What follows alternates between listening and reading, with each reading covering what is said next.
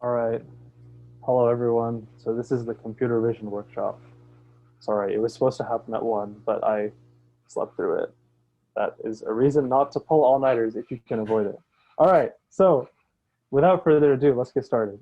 So what is computer vision? Computer vision is kind of like, there's like a lot of stuff in it.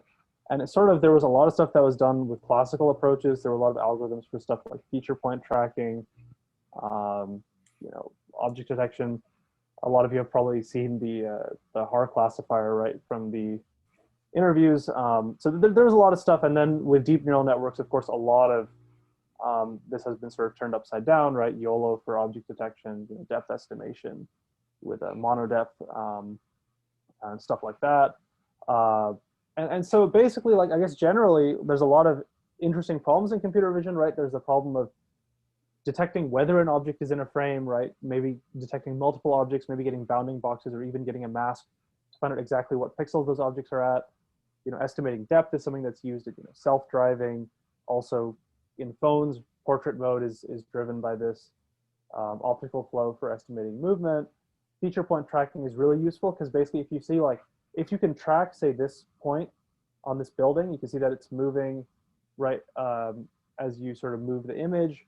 You can do things like reconstruct a 3D map of a scene. So you can actually do this thing where you basically you go to a house and you can use like 3D sensors to reconstruct a 3D view of the house, or you could use that to sort of do mapping. So if you're like a robot or something, right, you can sort of map the world around you, stuff like that. And so with these problems, once we solve these problems, we get really cool applications. Another use of this feature point tracking, right? If you can track movement around the world of, like, say, your phone, you can do augmented reality, right? So you can say, place this Pokemon down. And as you move the camera back and forth, up and down, whatever, it can keep that in the same place using tracking the movement. You can do things like image content search, right? So if you can tell, does this image contain a dog, then suddenly you can search for dog, and all the images that contain a dog, they show up here. You can do 3D reconstruction. So you can go from a bunch of images to a 3D model of, say, in this case, it's a bird. And you can do image enhancements. There's actually a Launchpad project couple of years ago where there was this network that they were trying to optimize to basically make it run faster. And basically what it did was it could take this camera output that is like almost terrible lighting and convert it to this, right? Get this basically super nice upscaling. And this is something that can be done with both deep learning approaches, right, to enhance images, and also classical just image processing. So so that said, so let's start by talking about the maybe most sort of, I guess, the part of computer vision that sort of kicked off the deep learning revolution, and that's classification. So classification is just, what is this? So in this case, it's a bird that gets misclassified as a goldfish. There's a whole story behind this image. If you want to know more about like what this is and why it gets misclassified, ask Joey Kraut. Now let's talk about some of the famous networks here. So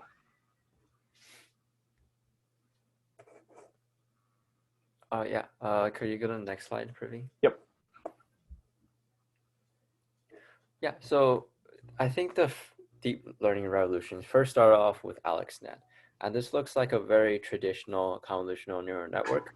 So we would take in a 224 by 224 by 3 image, 3 being the depth, so it would be RGB.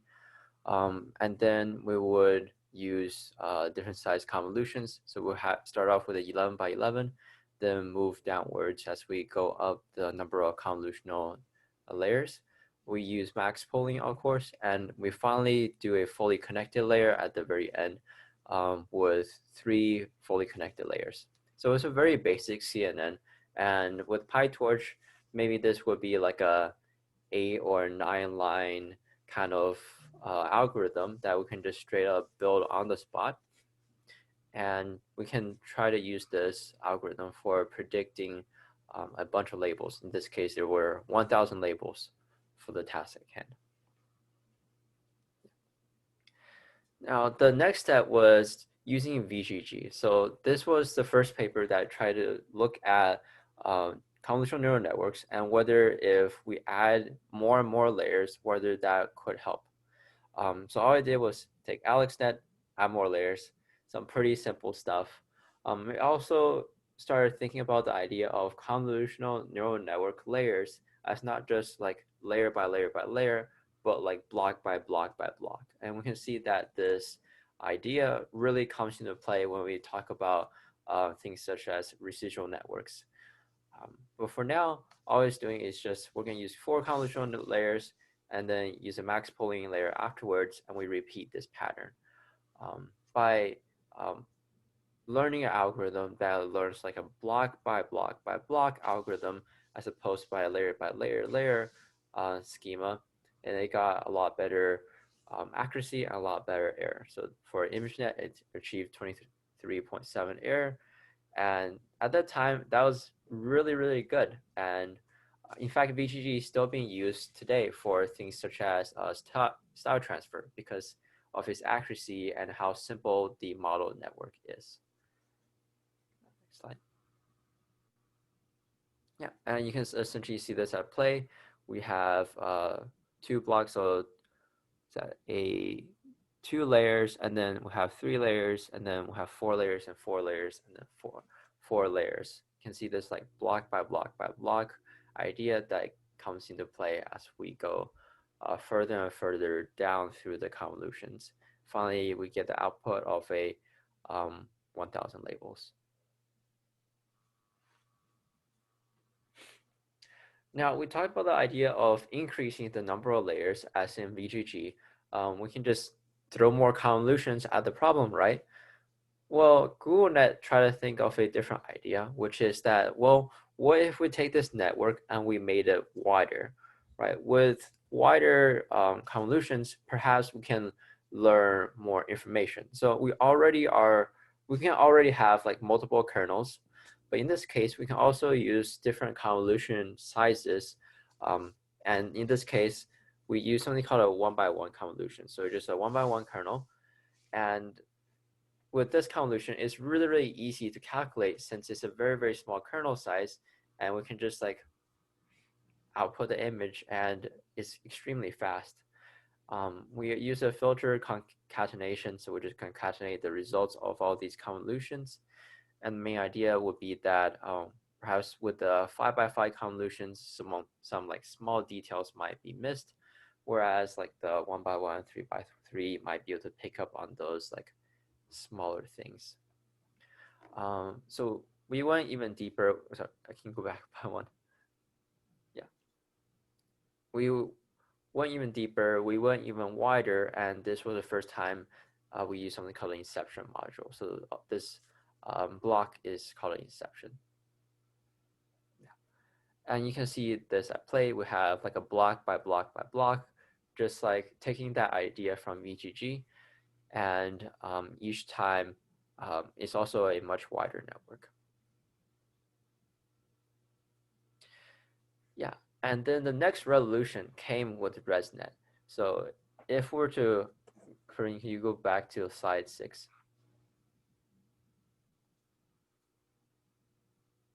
Yeah, perfect. So if we were to look at a model like this, well, perhaps, well, to start off with, our kernels are probably not that good to start off with, and it will probably be like very, very bad. In which case the input image when being passed through the kernels might give an output that looks really, really weird. And then the next layer would do another another kernel, which is randomized. And now the input image is even more warped. And as we keep moving down the layers, each time the kernels having not been trained before doesn't really know what it is looking at, and it performs pretty badly to start off with. This is even a bigger problem because if at the end our outputs are essentially like very random, then it's very hard for the dense layers, the fully connected layers, to figure out what it is looking at and classify the image. And initially, to start off with, your gradients too will be very random and very chaotic with very sharp magnitudes at random points, because it is so random and it doesn't really um, see the image. So as you pass through that gradients, the um, your gradient will be like very, very random and can be very, very hard, especially for kernels at the very beginning of the network to learn quickly. Maybe at the end, it will slowly learn a little bit better, but in the beginning kernels, it will really, really struggle. And that's where ResNet comes in. So you go back to slide 11. So with residual connections, what it is doing is that you can see that it is skipping forward. We have this X, which is our input image. We go through like a convolution or activation, etc. And then we go through another convolution activation. And this is where we take X and we add it to the output of the second weight layer. Now, why would we do something like that? Well, this helps gradients flow a lot better. And also it gives the next layers down the line a hint of what they are sort of looking at.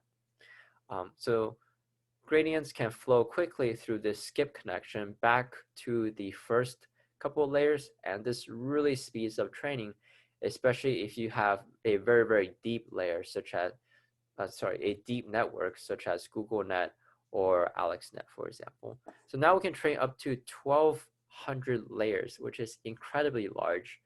And no doubt they were using like some very, very large GPU. Residual connections, like I said before, it helps like the later layers sort of learn where they're supposed to be looking at too. And that's pretty much it. It was a very simple addition. The fact that we just concatenate or we can add the previous output to the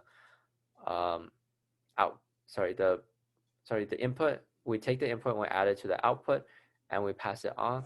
This really helped a lot. So on the next slide, we can see the full architecture. You can see that these arrows denote the skip connections. So we have these a series of skip connections and we have a series of blocks. So each block would do like a convolution, then ReLU, then convolution, a dropout, and then ReLU. And then we would do the skipped connection to the end. We repeat this block thing multiple times until the very end, where we have a fully connected layer and so on and so forth. Yeah, and so these are like, these networks, they get deeper and they get more and more compute intensive, right? But what's cool is that there's also a lot of research that's been done on, and a lot of engineering that's been put toward basically getting networks that can achieve good classification results on, more constrained hardware. So iPhones, Raspberry Pi, that sort of thing. There's actually, a long time ago, there was this network called SqueezeNet, which a Berkeley PhD student made, that was sort of basically trying to design a network that could get good accuracy, but also be sort of like use as little computation as possible. And there was stuff like MobileNet that built on this. A lot of like TensorFlow and PyTorch have now support for deploying models to mobile. Apple has some stuff for their own hardware, and of course, a lot of processors are shipping with neural network accelerators. There's just a lot of interesting stuff in this space, and this presentation is not going to go into too much detail, but a lot of the stuff is out there if you're interested. And actually, one thing that's really cool, shout out to Backyard IoT, a past Launchpad project, where they actually got an image classifier running on a Raspberry Pi. They used a lot of this stuff to basically shrink down the network to be able to run more efficiently. And the website is here if you want to learn more about that. So now let's shift gears a bit. So we talked about classification, so let's talk about image segmentation. So image segmentation is basically like next level classification. It's like not only are you finding whether there's a certain object in an image, you are finding potentially multiple objects in the same image, and you're also finding the bounding boxes, or maybe even like more fine-grained masks. So you might even find a per pixel mask of whether it's I guess this is classified as a dog, even though it's a cat. But that's all right. I mean, they tried. Here they classified everything right. So, but yeah, so that's an image segmentation. It's like really useful, right? Because if you can get this more fine-grained information, right, it's just really helpful for all sorts of things, right? And you could have like a security camera, maybe like you're tracking your bicycle, and then if like someone steals it, then you can raise an alarm. or you could like track crowds and see like how many people are in this area or something. Actually, Mock did a project on this once. You could ask him about this basically for like a store to get insights into like how crowds are moving about their stores and stuff. Um, but yeah, so let's go into some of these networks. Hang on for 1 second.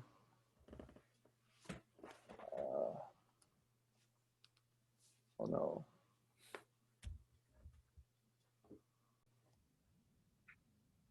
All right, hello again.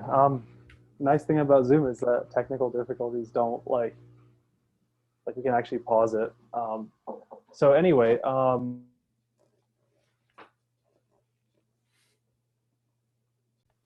wait, sorry, wait, yeah, sorry. What Technical happened? difficulties again. All right, well, we're back, we're back. So okay, so RCNN. So what is RCNN? So RCNN is like you find a bunch of regions that might contain. So what does this mean? Basically, you have this like this two-stage process. Like first, you generate like a bunch of like, okay, this might have something here in this box.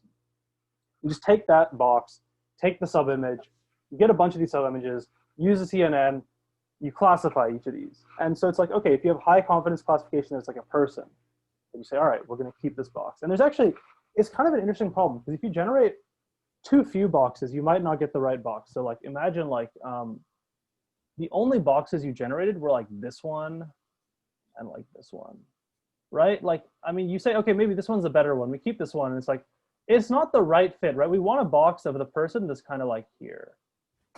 But if you generate too many boxes, you might get in a situation where you like output like segmentation, where it's like, imagine like you outputted for like, here you output like a second classification that, oh yeah, this is a dog and like, this is also a dog, right? Like, that's not great. It's like not the best. So there's like a lot of techniques they use, like non-maximum suppression and stuff, to basically make sure they don't um, put out too many like boxes that are the same thing. Um, okay, so then there's also like a lot of techniques that have been done to make this faster. There were a couple improvements. One of the interesting things is they basically start using a convolutional network to actually come up with the regions, and they try to share some computation between this and the classifier. So a lot of stuff. And there's mask RCNN, and this is just kind of cool. They basically like said, what can we do to make this even better? Instead of getting these bounding boxes, we can actually get these what's it called? Like actual masks. So it's getting like for an umbrella, it's the actual shape of the umbrella. They can also predict pose. So they can basically find like key points of like shoulders and arms and use that to sort of like predict how people are standing and stuff. So that's like it's like pretty cool, right? But you, what would you say is like your biggest complaint about these networks? Just too damn slow, man. Yep. And Joseph Redman had the same issue. And what he ended up doing was, So he came up with something called YOLO, and if you think YOLO is a meme, it is. It yep, stands for you only look once.